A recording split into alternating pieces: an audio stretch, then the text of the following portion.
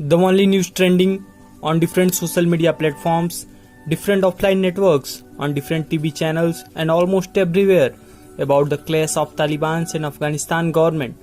So let's see in short what's the whole matter. Are you all thinking that Taliban is a country or a nation? No, it's not. In Pashtun language, Taliban means students.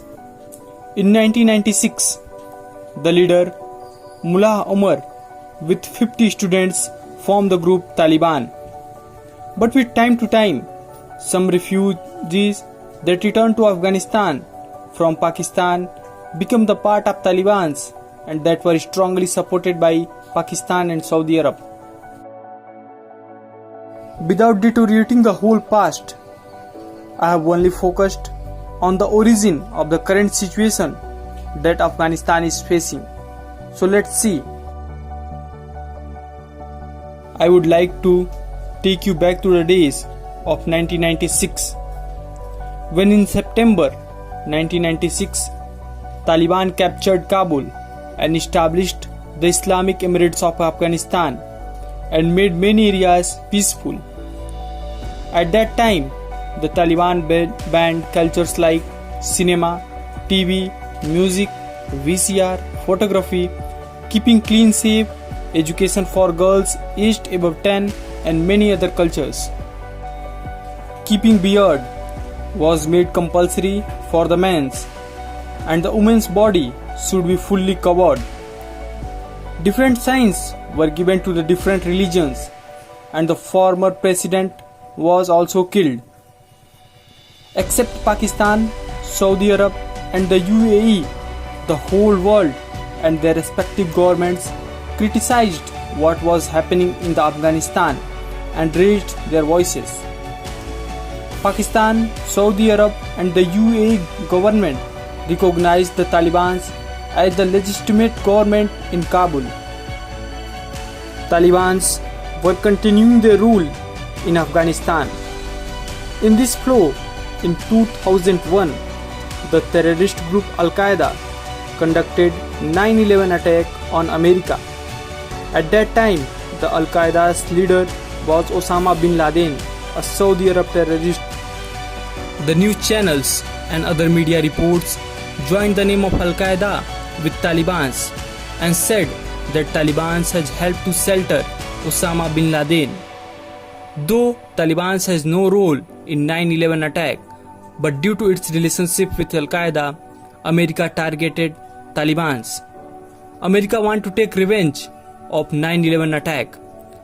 Thus, they sent their forces to Afghanistan and conducted the air strikes. Terrorists along with the civilians were killed in the fierce gunfight. American forces took over the whole Afghanistan, and now there was a ray of hope among the people of Afghanistan. Elections were conducted in 2004 and more than 6 million people voted. In these elections, Hamid Karzai won the election and became the new president of Afghanistan. Now there was a hope among the whole Afghanistan about the peace and freedom. In 2011, the US forces killed Osama bin Laden, the Al-Qaeda's chief, but still they didn't remove their army from Afghanistan. Americans kept their army in Afghanistan to maintain peace and keep the Taliban in check and to support the present government. But Taliban were just like smoldering fires who were just needing some weakness so that they can rise again. In 2020, the President Donald Trump started peace talk with Taliban and said that if Taliban will end up its relation with terrorist group like Al-Qaeda, the USA will withdraw its forces from Afghanistan. Joe Biden, the new president of America, followed the same policy and decided to withdraw its forces from Afghanistan, justifying the fact that 3 lakhs Afghan army is enough for 75,000 Talibanis. He ordered to remove the American troops to end their operations before 11 September 2021, before 20th anniversary of 9/11 attacks. By withdrawing its forces in middle, America could not fulfill its objective of fighting the terror. It seems that ending terrorism was never the goal of United States. The Bagrams airfield, which was the largest airfield and the epicenter for American forces while they were working in Afghanistan, American left that airfield nearly after 20 years, even without notifying the base's new Afghan commander.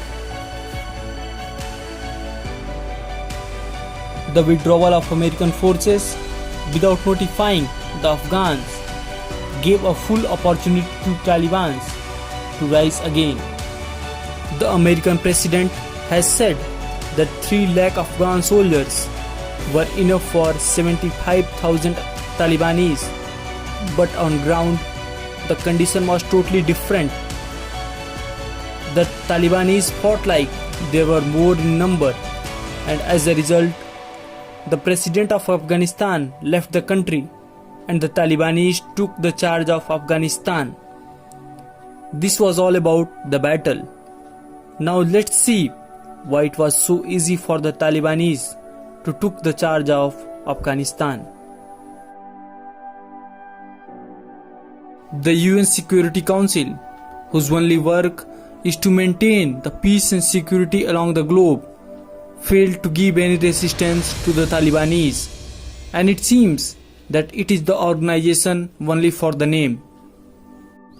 Malala Yousafzai, a Nobel Prize holder who used to be a great activist for raising voices against the violation of human rights for women, is now totally silent. Greta Thunberg, whose eyes reached to India over the small issues, but she could not see the exploitation of human rights in Afghanistan. Afghanistan being rich in lithium, now many countries have their eyes on it because the upcoming era is the electrical era and lithium is used in making the batteries. Thus, in the greed of lithium, many countries are accepting Talibanis as the legitimate government of Afghanistan. My words can't explain the pain and the grief that the people of Afghanistan are facing now. Let's have a slideshow of the pics that will clearly demonstrate what's happening in Afghanistan now.